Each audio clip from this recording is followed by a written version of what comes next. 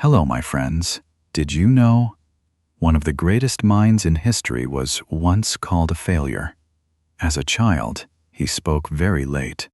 His teachers thought he was slow. One teacher even said he would never become anything important.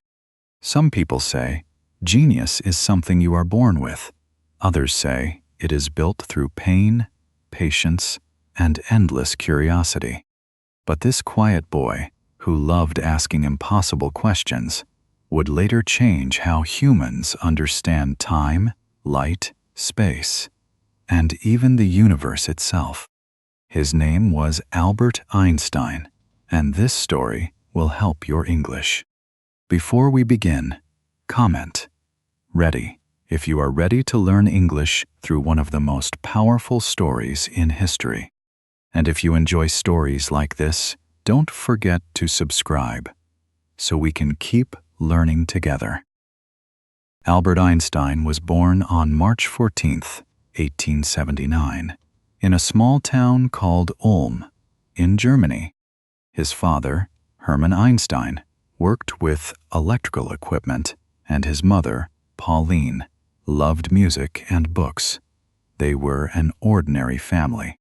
But when baby Albert was born, people noticed something unusual. His head was very large. His family even joked about it. They wondered, will this child grow up normally? Of course. No one could imagine that this little boy would one day become one of the most famous scientists in the world. But then, Albert was not like other children. He was extremely quiet. In fact, he did not speak clearly until he was almost 3 years old. His parents became worried. Some people whispered that maybe something was wrong with him. His family called him the Quiet One. But Albert was not slow. He was thinking, always thinking. While other children played loudly outside, Albert often sat alone, watching the world. He looked at birds flying. He stared at the sky. He watched shadows move across the wall. It was as if he was trying to understand how everything worked. Can you imagine that? A small boy, silently studying the universe before he even understood words. When Albert was 5 years old, something happened that changed his life forever. His father gave him a simple gift. A compass. A compass is a small tool with a needle that always points north. At first, Albert was confused. He turned it left. He turned it right. But the needle always returned, always north. How? Why? What invisible force was controlling it? This became one of the first signature scenes of his life. A little boy sitting quietly by the window, holding a tiny compass, staring at it for hours, trying to understand an invisible power. That moment planted a seed inside him. He realized something important. There were forces in the world that people could not see, and he wanted to discover them. Years later, he said that moment left a deep and lasting impression on him. But then, school was not easy. Albert hated the traditional classroom. At that time, German schools were very strict. Students had to memorize everything. No questions, no creativity, only obedience. Albert did not like that. He wanted to ask why. He wanted to understand, not just repeat. This made teachers angry. One teacher told him, "You are a disgrace. You will never be successful in life." Those words hurt deeply. A disgrace means someone who brings shame. Imagine hearing that as a child. But Albert did not stop asking questions. He struggled with languages and some subjects, but there was one thing he truly loved: mathematics. Math felt different. It felt honest, clear, beautiful. He called mathematics the language of the universe. While others saw homework, Albert saw puzzles. He loved solving problems for hours. His uncle Jacob noticed this and helped him. Jacob taught math in a fun way. He once told Albert, "Math is like a treasure hunt. Every problem is a clue." That idea changed everything. Albert stopped seeing numbers as boring. He saw them as adventure. And then there was music. His mother, Pauline, wanted him to learn the violin. At first, Albert hated practice. He thought it was boring. But slowly, music became part of him, especially Mozart. When he played violin, his mind became calm. Music helped him think. Sometimes, while struggling with a difficult problem, he would stop, pick up the violin, and suddenly, the answer would come. Here is the surprise. Science and music became best friends inside his mind. One helped him think. The other helped him feel. Albert was growing differently from everyone around him. While other boys played games in the street, he read books about science and philosophy. Philosophy means the study of deep questions about life and existence. He asked strange questions, questions adults could not answer. One day, while walking home, he asked himself, what would it be like to ride on a beam of light? Just imagine that, running beside light itself. What would you see? Would time stop? Would the world freeze?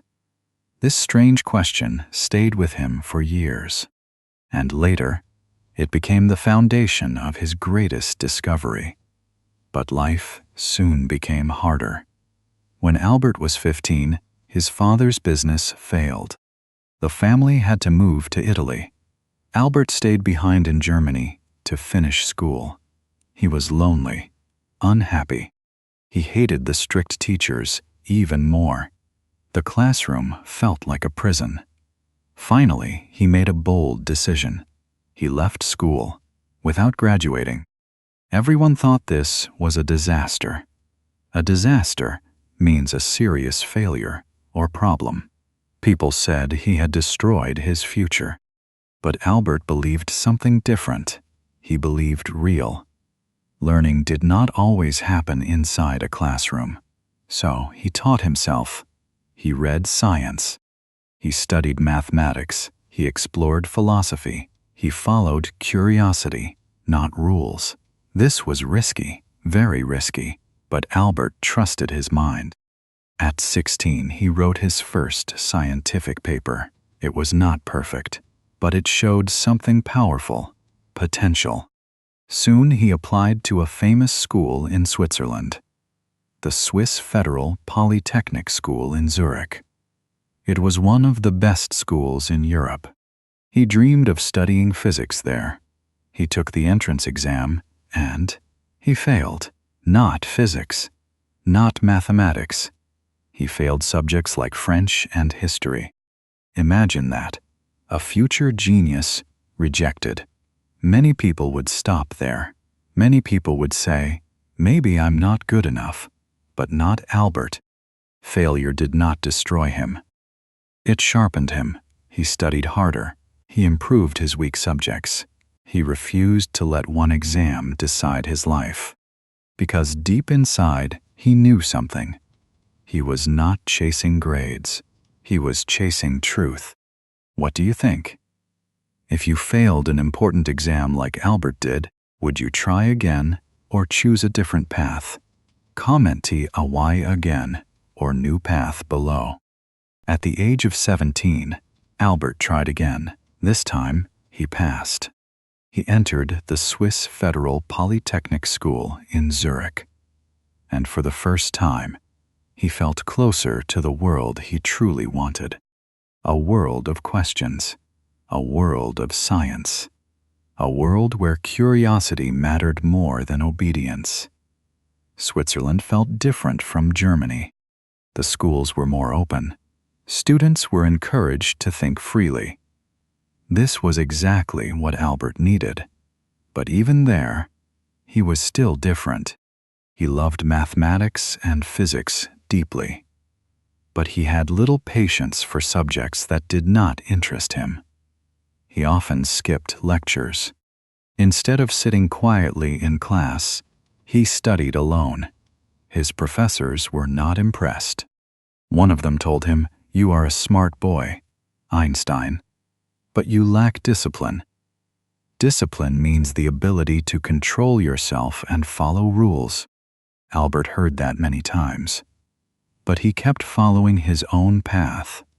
While other students prepared for exams, Albert asked bigger questions. What is light? How does time move? Why does gravity exist? These were not normal student questions. These were the beginning of revolution. During this time, Albert met someone important. Her name was Mileva. She was the only female physics student in his class. She was brilliant, serious, and deeply passionate about science. Very few women were allowed into that world, but Mileva fought to be there. Albert admired her immediately. They spent long evenings walking, talking, and discussing physics. They talked about atoms, about energy, about the future. This became another signature scene of his life. Two young students walking slowly under the cold Zurich night, books in their hands, stars above them, speaking not of romance first, but of the secrets of the universe. They became very close. Mileva was not just his classmate, she became his partner, his closest companion. Albert once wrote to her, "Together, we will conquer the world of science." But life was not simple. Mileva faced criticism for being a woman in science. Albert struggled with money. Neither of them had an easy road. Still, they believed in the future. In 1900, at the age of 21, Albert graduated with a degree in physics. He felt ready. He thought life would finally begin. But then, reality hit hard. He could not find a job. He applied to universities. He wanted to become a professor. A professor is a teacher at a university. But every door closed, rejected, rejected, rejected again. His professors did not recommend him strongly because they thought he was too rebellious. Imagine spending years studying your dream and then no one wants to hire you. It was painful, embarrassing, frustrating. But Albert did not quit. He took small temporary jobs just to survive.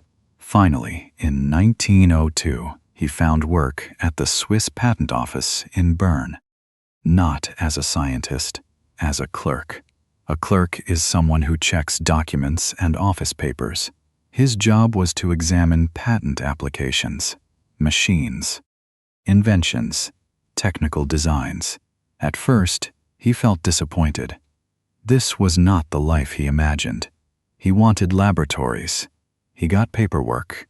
He wanted scientific fame. He got office stamps. But then, he changed the way he looked at it. The patent office became his secret laboratory, his thinking lab. During the day, he reviewed inventions. At night, he filled notebooks with ideas. Light, time, space, energy, questions no one around him was asking. While the world slept, Albert kept thinking. Can you imagine that? A quiet office worker, sitting under dim light late at night, writing ideas that would change human history. In 1903, Albert married Mileva. They had a simple life, no luxury, no fame. Soon they had their first son, Hans Albert. Money was always tight. Their apartment was small. Sometimes friends told him, "Forget science, focus on your job." But Albert refused. He said, "I would rather struggle for my passion than live comfortably without purpose." That sentence defined his life. And then came 1905, the year everything changed. Scientists now call it Einstein's miracle year. He was only 26, still working at the patent office, still unknown. But in that single year, he published papers that shocked the world. First, the photoelectric effect. He explained that light could behave like tiny particles called photons. Photons are tiny pieces of light energy. This discovery would later win him the Nobel Prize. Second, Brownian motion. He proved the existence of atoms. At that time, many people still doubted atoms were real. Albert helped prove they existed. But the third paper changed history forever. The special theory of relativity. He showed that time and space were not fixed. They were relative. Relative means they can change, depending on movement and speed. That idea was shocking. And from that theory came the most famous equation in the world, E equals sine mc2, E equals sine mc circumflex 2, E equal sine mc2. Energy equals mass times the speed of light squared. It showed that matter and energy are connected. That idea later changed science forever. Suddenly, Albert Einstein was no longer just a clerk. He became the man the scientific world could not ignore. A humble office worker had quietly rewritten physics. Universities began calling him. Scientists wanted to meet him. His life changed. At last, the world saw what he had always believed. Curiosity was stronger than rejection. Persistence was stronger than failure. And dreams were stronger than fear. By 1909, Albert became a professor at the University of Zurich. Later, he moved to Prague and then Berlin. His name spread across Europe. People called him a genius, but Albert remained simple. He once said, "I am no genius. I am only passionately curious." He wore old clothes, ignored fashion, focused only on ideas. He cared little for appearance, only truth. In 1915, he completed another masterpiece, the general theory of relativity. This theory explained gravity in a completely new way, not as a force pulling things, but as the bending of space itself, a revolutionary idea. In 1919, British scientists tested his theory during a solar eclipse. They confirmed it was true. Gravity could bend light. The newspapers exploded. Einstein's theory proven. Overnight, he became world famous. For the first time, a scientist became an international celebrity. People who knew nothing about physics knew his face. But fame brought pain too. Albert was Jewish. At that time, prejudice was growing in Europe. Prejudice means unfair judgment against people because of who they are. Many attacked him. Some hated him. Some tried to destroy his work. Still, he kept speaking for peace. He hated war. During World War I and later World War II, Albert used his voice to support peace and human dignity. When the Nazi regime rose in Germany in 1933, Albert had to flee. His books were burned. His name was attacked. His life was in danger. So he moved to the United States and joined Princeton University. He never returned to Germany. There, he continued working and teaching. During World War II, Albert signed a letter warning about atomic weapons. Later, when atomic bombs destroyed Hiroshima and Nagasaki, he felt deep regret. He spent the rest of his life speaking against nuclear destruction. He wanted science to protect humanity, not destroy it. Even with global fame, Albert lived simply. He refused luxury. He often forgot to wear socks. He loved sailing, even though he could not swim. He laughed easily.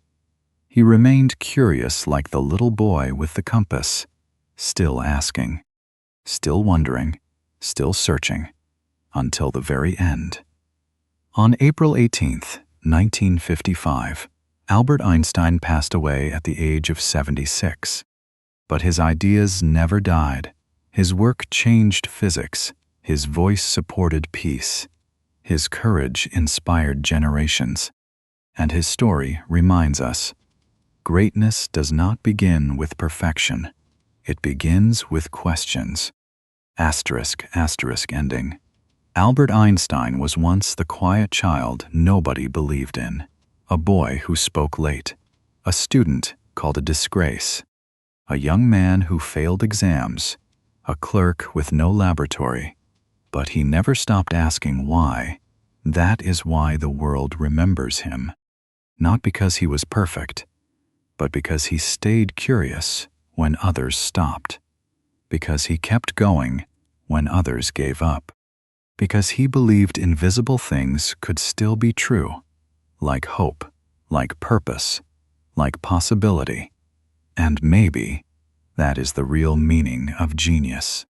Not knowing all the answers, but never being afraid to ask the next question. May this story remind you to trust your curiosity, protect your passion, and keep moving forward. I wish you peace, success, and endless learning. Keep learning, keep growing, and never stop asking why. Asterisk, asterisk lessons. Failure is not the end. It is often the beginning of something greater. Curiosity can take you further than talent if you keep following it.